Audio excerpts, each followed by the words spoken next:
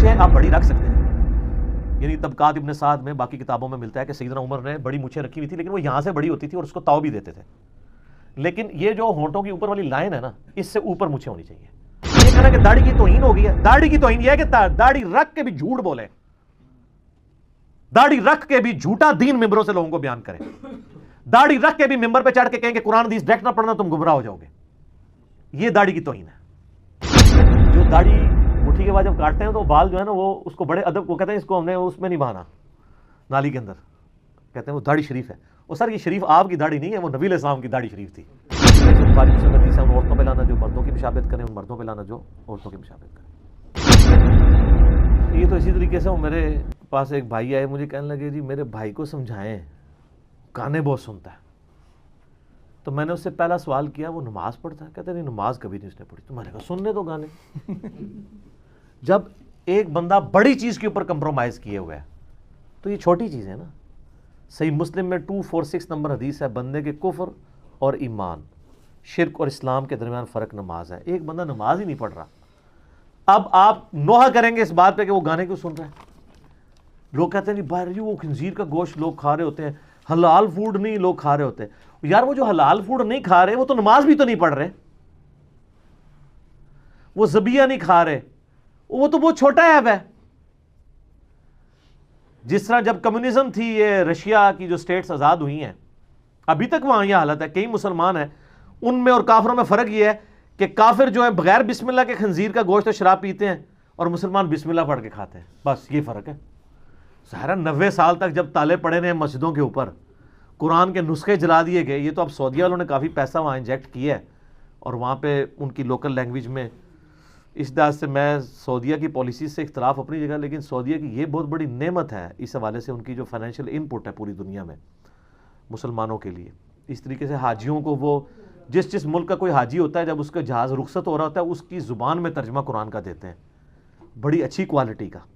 یہ بہت بڑی نعمت ہے اور اللہ تعالیٰ ان کو جزائے خیر دے. میں تو یہ نہیں، ہم تو ٹروتھ لور ہیں جی، ہمیں اختلاف اپنی جگہ، لیکن جو سچائی ہے وہ تو ماننی چاہیے اور تعریف کرنی چاہیے اس کے لیے. اللہ تعالیٰ کسی سے بھی اپنا دین کا کام اس حوالے سے لے سکتا ہے. تو یہ اب مونچھیں عجیب و غریب رکھنا، فرینچ کٹ رکھنا، ظاہر ہے ان لوگوں کو تو اس سے بڑی چیزوں کا آئیڈیا نہیں ہے. مونچھیں آپ بڑی رکھ سکتے ہیں. یعنی طبقات ابن سعد میں باقی کتابوں میں ملتا ہے کہ سیدنا عمر نے بڑی مونچھیں رکھی ہوئی تھی، لیکن وہ یہاں سے بڑی ہوتی تھی اور اس کو تاؤ بھی دیتے تھے. لیکن یہ جو ہونٹوں کی اوپر والی لائن ہے نا، اس سے اوپر مونچھیں ہونی چاہیے. ابو داؤد میں آتا ہے کہ حضرت مغیرہ ابن شعبہ رضی اللہ تعالیٰ عنہ کہتے ہیں کہ نبی علیہ السلام نے میری مونچھیں یوں بڑی بھی دیکھی تو آپ نے یوں مسواک رکھ کے نا میرے ہونٹوں کے اوپر اور نیچے سے یوں کر کے نا مسواک رکھی سیدھی کاٹنے کے لیے، تو کاٹ کے پرے کر دی. اور اسی طریقے سے بخاری مسلم میں وہ جو حدیث ہے کہ نبی علیہ السلام نے ان عورتوں کے اوپر خصوصاً لعنت فرمائی ہے جو چہرے کے بال اکھاڑتی ہیں اور ٹیٹو بنواتی ہیں اور دانتوں میں گیپ کرواتی ہیں خوبصورت دکھنے کے لیے.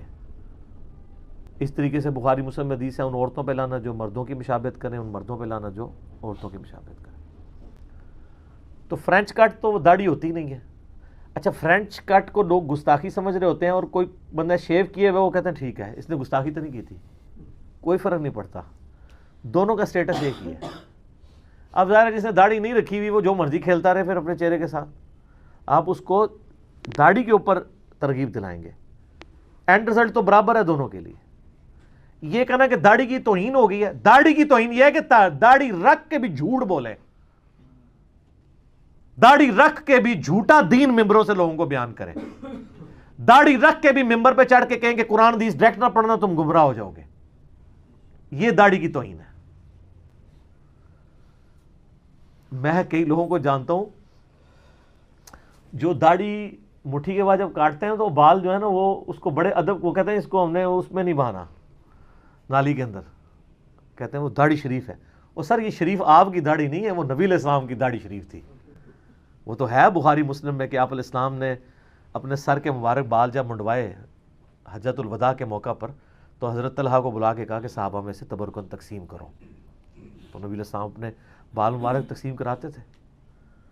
حتیٰ کہ وہ صحیح بخاری میں آتا ہے ام سلمہ نے نبی علیہ السلام کی وفات کے بعد کچھ بال مبارک آپ علیہ السلام کے نکالے اور کہا کہ یہ نبی علیہ السلام کے بال مبارک ہیں، ہم میں سے جب کوئی بیمار ہو جاتا ہے ہم اس کا دھون مریضوں کو شفا کے لیے پلاتے ہیں. میں بلکہ وہ محلے کے لوگ، بخاری میں آتا ہے کہ ان کو برتن بھیجا کرتے تھے تو وہ اس میں ڈبو دیتی تھی تو مریضوں کو شفا ہو جاتی تھی.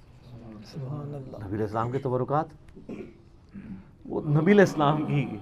اور یہ تو ڈائریکٹ تبرکات ہیں. انڈائریکٹ تبرکات بھی صحیح مسلم میں آتا ہے کہ نبی علیہ السلام کی وفات کے کافی عرصے کے بعد اسما بنت ابی بکر نے ایک کسروانی طیالسی جبہ نکالا،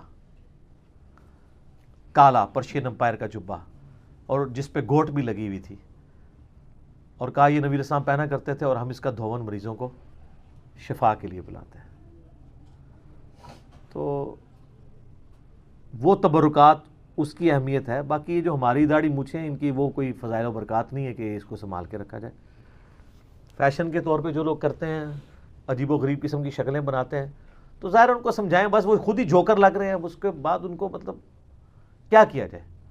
ان کے ساتھ ہم کوئی مس بیہیو اس طرح نہیں کر سکتے. ان کو ترغیب دلائیں، کتاب و سنت کی طرف لوگوں کو مائل کریں، ان کو بتائیں کہ نبی علیہ السلام نے داڑھی کے حوالے سے کیا اہمیت دلائی ہے. اس حوالے سے میرے کئی ایک کلپس یوٹیوب کے اوپر آپ اویلیبل ہیں. آپ داڑھی لکھیں، داڑھی کی لمبائی، داڑھی کی اہمیت، کچھ بھی لکھیں تو آپ کے سامنے یعنی کلپ کھل کے سامنے آ جائیں گے، تو آپ کو پتہ چل جائے گا کہ اس سنت کی کیا اہمیت.